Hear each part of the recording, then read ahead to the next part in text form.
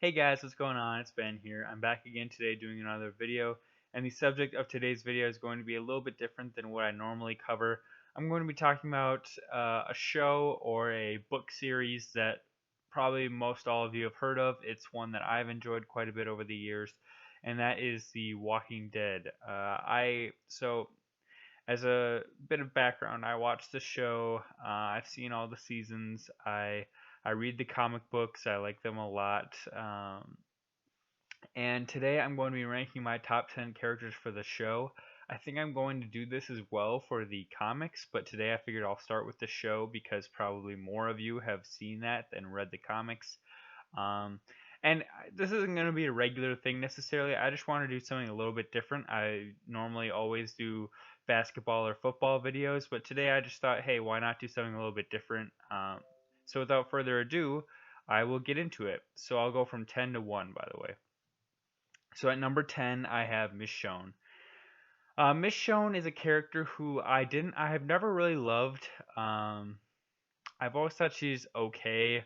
Uh, I think the reason that I have her on this list is just because she's been on the show for so long, and she's really been a mainstay of the show. You know, she wasn't on seasons 1 or 2, but she's been in every season since, and all the seasons that have had 16 episodes. So she has been featured quite a bit, pretty prominently on the show. Um, Beyond that, she is a pretty badass fighter, so I have to give her that. And she's had some decent plot lines recently.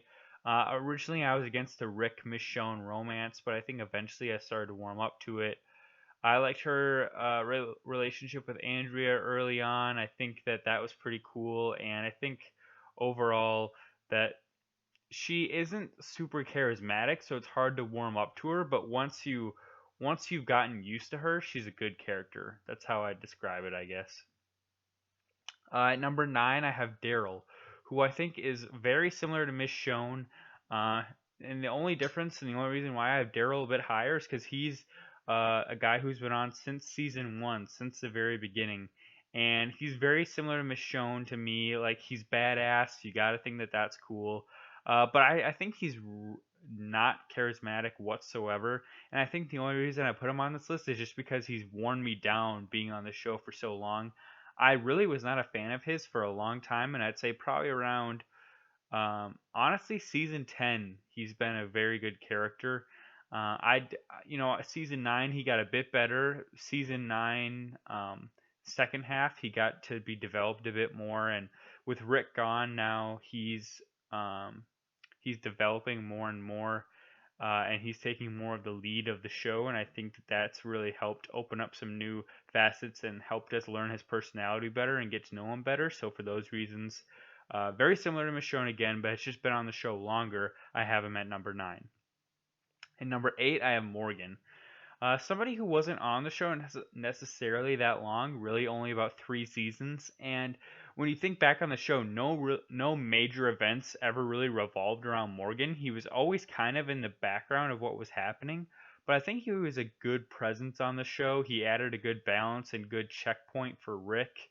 I think that he really added like a moral um, a moral piece that was missing from the show for a little bit. Like, you had Herschel and Dale early on, but I think after about season 4, you didn't have that like moral character on the show who kind of questions like, are we doing what's right? And Morgan really provided that for a while, so I think that that was a good thing. Um, Besides that, the dude just seemed like a badass as well, and like a cool guy, a guy that you want to be allied with in the apocalypse. So for those reasons, I like Morgan a lot, and he's at number 8 on my list. At number 7, I have Merle. Merle was on the show much shorter than probably the shortest of any of these characters that I'm going through, actually. You know, he was in one episode of season 1, one brief flashback in season 2, and then he was in most all of season 3. Um, Merle was a guy who was not likable at the start, but ultimately you figure that he is deep down, he has the right intentions, I think, and he knows right from wrong, and that eventually he does turn on the governor and he goes to Rick's side, or his brother's side, you could say, and he does end up in the end fighting for good. It just takes a really long time for him to get there. And I think there's an episode, season 3, episode 15. It's almost like a spotlight episode just on Merle. And it's essentially the entire episode is about him and how he is willing to put his life on the line for his brother and for the greater good.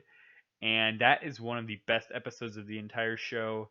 I really enjoy it. It's a really good character study, and it's phenomenal if you haven't seen it.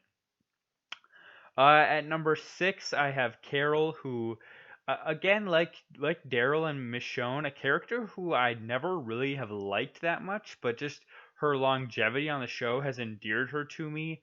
Eventually, I've warmed up to her. I never really liked her to begin with.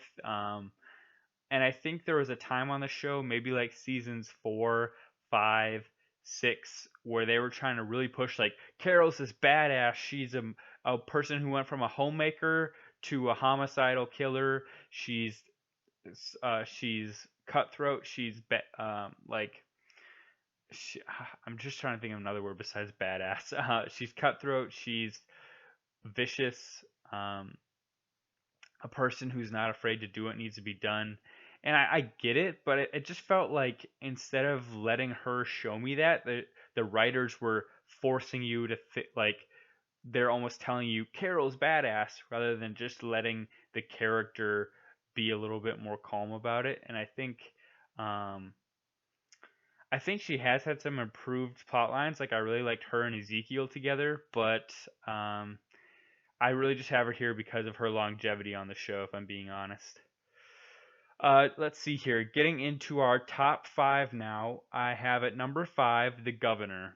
I think the Governor was a really good villain and a really good foil to Rick. Rick's always been a guy that didn't really want to be the leader early on and was a reluctant leader, and the Governor's the opposite. He's a guy who readily claimed the title of leader for his group. He called himself the Governor. Um, Rick's kind of this rugged country guy, and the Governor, uh, he's more of like a suave. Like you get that he lived in the city before all this went down, and he more of a city slicker rather than Rick being like a country boy kind of feel. Um, I think that he just handled himself really well. He was a really good speaker, a really good villain in that he balances. You can tell he's evil, but he has a level of charisma too that endears you to him. I gotta say, whenever he was on screen, I was entertained, and he had some of the best. I'd say season 4, episode 8 was really a lot about the governor, and I love that episode. I think it could arguably be my favorite episode of The Walking Dead.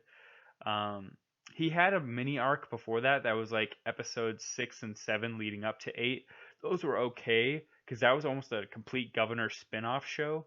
But episode 8 where it all comes back together and he has a big moment on the show, I'd say that is the peak of The Walking Dead arguably. But just a really ideal villain for the character from the comics adapting it to the TV show. Number 4, I have Shane, somebody who is not very long for the show, only seasons 1 and 2. A really good villain, again, in that he wasn't a true villain necessarily, but he just was a guy that was going out for what he wanted, and that happened to conflict with what our protagonist wanted.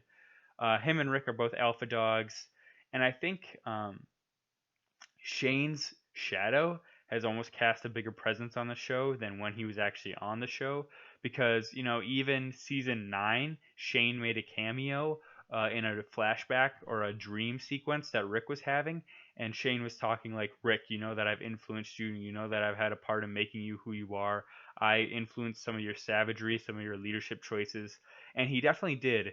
He was sort of an example of two ways to live in the apocalypse. You can try and be civilized like the old world, or you can just live based on survival, which is what Shane was doing. And Rick definitely was heavily influenced by that. So, very good character. Number 4 here. Number 3, I have Negan, who is very charismatic, very vicious, very funny, and it's almost hard to see him as a villain because outside of the one time that he killed that we all know about with the baseball bat, he really hasn't done anything bad, so to speak. Like that's really the only time we've seen him kill a good person. The rest of the time, he's never really killed a good person. He's done some things that you'd call like douchey, but not really like evil. And so honestly, I think that him as a villain is one of the most interesting takes in that yes, he did kill some beloved characters, but that was a one-time thing that he did, and everything else on the show, he really hasn't been a bad person, so to speak, in my opinion. Like if you really look at his actions. Number two, I have Glenn, a guy that I loved when he was on the show. I think he was a great moral compass, but he wasn't so over the top with it like Dale or Herschel or Morgan. He was just subtle about it and how a regular person would be about it, not a character on a TV show. He was always for the good. He actually never killed up until season 6, where the group basically forced him to kill somebody, and he didn't really want to. It's against his will. He just had this really radiating presence of goodness about him, and he was like the bright spot in a show that's filled with dark moments. He just always had was doing positive things and just had everybody's back and was really kind, and is really the only reason that The Walking Dead is a show, because he's the one who saved Rick's ass in episode 1 and 2. Number one, who else could it be but Rick Grimes? This story is about Rick. He's a really good leader. He's a really good main character where you see many different emotional facets of his being. You learn a lot about him, and he's just a really interesting character to follow. Um, I don't think it could be any other way than having him at number one. So that's all I got, guys. Hope you enjoyed the video. Let me know your list below if you have one, and I'll see you next time. Bye.